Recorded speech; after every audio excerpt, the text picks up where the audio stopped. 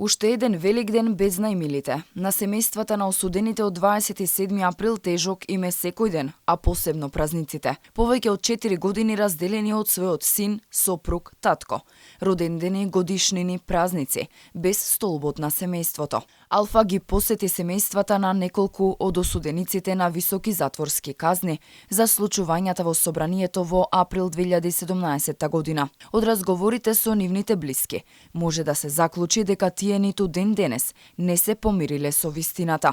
Еден од осудените е Вилијам Михајловски, кој издржува казна од 14 години затвор. На неговиот татко се уште му е тешко да прифати, како неговиот син, од најголем влюбеник во татковината, бил прогласен за терорист.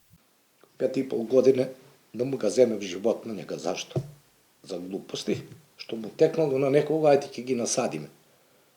И го насадиле. Мислам, не само него, и другите. Никогаш не сум ни помислил дека може да го судат за терорист, а не да биде терорист. Некој, ако си ја сака државата, не може да биде терорист. Предходно срцето го отвори и сопругата на Игор Јук, Ивана. Проговори низ каква голгота минуваат таа и трите деца сите овие години без столбот на семејството. Вели, човек на се навикнува, но болката не исчезнува, а истата е двојно поголема за празници. Игор го имаше првиот слободен викенд на почетокот на месецов и за прв пат ја виде својата 4-годишна керка. Болно, радосно, се воедно. Не знам, значи родител да види дете на 4,5 години, за мене болно. За него, верувам, уште поболно е враќањето во самиот затвор. Ниту семејството на Јане Ченто и по 4 години не може да се помири со исходот од исцрпните рочишта и како што велат сите нелогичности во судскиот процес за 27 април. Неговиот татко Коле никогаш не можел ниту да помисли дека љубовта на Јане Ченто кон татковината ќе биде причина тој да биде осуден за тероризам. Скап е данокот на идеалите, тврдокорноста и борбата за правда. Во никој случај ни на крај памет не им паѓало такво нешто, што му се случи него исто што му се случи на неговиот прадедо.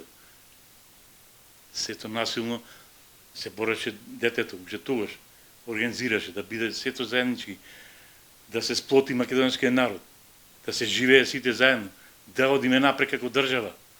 Тој се бореше за тоа. Не се бореше за некои други. Идеалите се знае на македонеци на Кобоси. Генум му е таков него. Растене, живеел со тоа нешто и направеше со тие идеали.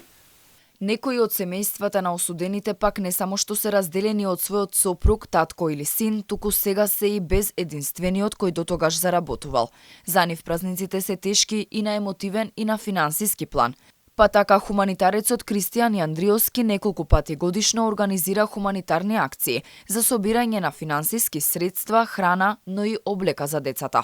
Покрај финансиските средства, многу би било добро да се заинтересираат. Прво да почнат да се заинтересираат за некое семејство, да кажеме. И нека го пикираат тоа семејство, да речат, јас ова семејство сакам да го помогнам. И нека видат, ако има мали дечиња, ќе обезбедат некоја облека за у школа, пролетна, летна, може да обезбедат пакет храна. Може да се јават да кажат колку е вашата последна сметка од струја, да речеме, колку е 2000-арки, 3000-арки, да им ја подмират, да им ја платат. Има многу начини за помош. Семејствата на осудените од 27 април го делат истиот став. После високите затворски казни и квалификување на делото како терористичко загрозување на уставниот поредок, испратена е порака до народот дека треба да ја ведне главата и да молчи. Во спротивно му се заканува истото сценарио. Секој момент им поминува во болка, чекајќи да дојде денот кога повторно ќе се сретнат со своите најмиле на прагот на нивната семејна куќа.